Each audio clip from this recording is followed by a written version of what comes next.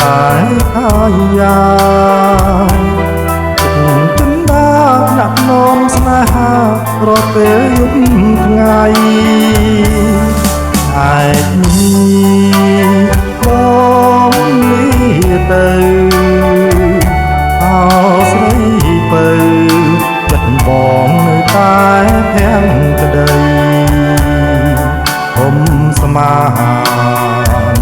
ថាបងមានថ្មីក្នុងលោកដីមានតែស្រីជាព្រួយសងខាបងទៅដើម្បីរស្មីជីវិតស្លាប់រួមក៏បងមិនគិត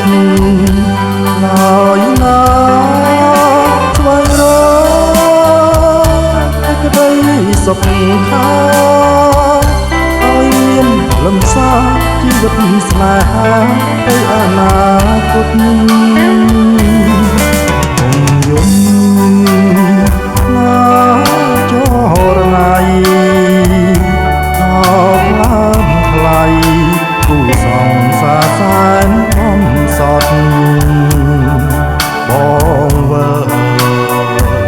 វិញតាមអំណត់មិនទ្រាំមួយឆ្នាំប្រកបជាបងវើវិញ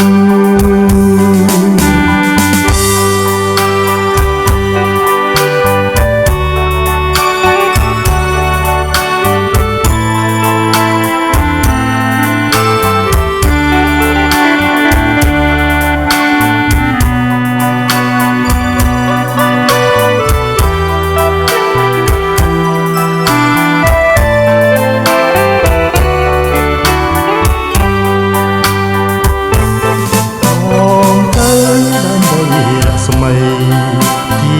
វិតស្លាប់រួមក៏បងមិនគិតហើយណាស្វែងរកតែក្តីសុខខាឲ្យមានលំសាជីវិតស្នេហាទៅអនាគត